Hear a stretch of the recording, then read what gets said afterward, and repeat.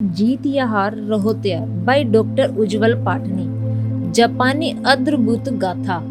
एक ऐसी सच्ची अद्भुत घटना जो यह सिद्ध करती है कि चुनौतियों के बिना जिंदगी बेकार है। मुश्किलें ही हमें जीवन जीने की योग्यता देती है और हम उन्हीं से दूर भागना चाहते हैं। यह मेरा पसंदीदा उदाहरण है। जापानियों को ताजा मछली खाने का बेहद शौक है। दुर्भाग्य से जापान के आसपास के पानी में ताजी मछलियां कम होती जा रही थी। इस कमी को पूरा करने के लिए मछुआरों की नौकाएं आधुनिक और बड़ी होती जा रही थी, क्योंकि अब उन्हें मछली पकड़ने के लिए पानी में काफी दूर तक जाना पड़ता था। मुश्किल यह थी, जितनी दूर वे जाते उतना ही वक्त मछलियां लेकर वापस आने में भी लगता था।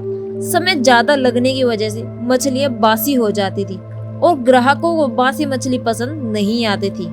इस नई समस्या को हल करने के लिए बुद्धिमान जापानियों ने नौकाओं में बड़े बड़े फ्रीजर लगा दिए। वे मछली पकड़ते और उन्हें फ्रिज में रख देते।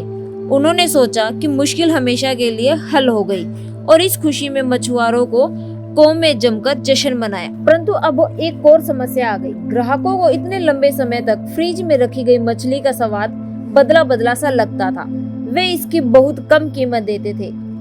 जापानियों ने हिम्मत नहीं हारी और उन्होंने खूब लड़ाई की। हजारों लोग जुड़ गए और कड़ी मेहनत करके एक नई चुनौती का भी हल उन्होंने ढूंढ निकाला। अब उन्होंने नौकाओं में मछली घर बनवा दिए। वे मछली पकड़ते और उन्हें मछली घरों में भर देते थे। उन्हें लगा कि मछलियों को मछली घर में समुद्र जैसा ही लगेगा और यह समस्या दोबारा नहीं आएगी। लेकिन फिर एक नई समस्या आ गई। अब मछलियां कुछ समय तक तो हिलती, फिर जगह न होने पर निडाल मुर्दा सी हो जाती थी। दुर्भाग्य से ग्राहकों को अब भी वे ताजी नहीं लगती थी। कई दिनों तक मछलियों के न हिलने से उनका ताजा स्वाद चला जाता था। इतनी चुनौतियों के बाद जापानी मछली उद्योग ने ऐसा क्या किया कि आज वे बेहद समृद्ध है।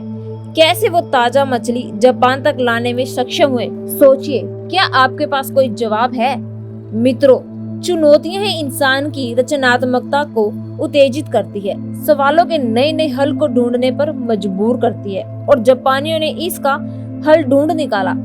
आज भी जापानी उन मछलियों को मछली घर में ही लाते हैं, परंतु अब वे मछली घर में एक छोटी सी शार्क डाल देते हैं। मछली अपनी रक्षा के लिए इधर उधर भागती है और इस तरह क्रियाशील रहती है। शार्क कुछ मछलियों को खा जाती है, परंतु बाकी मछलियां ताजी हालत में जापान पहुंच जाती है।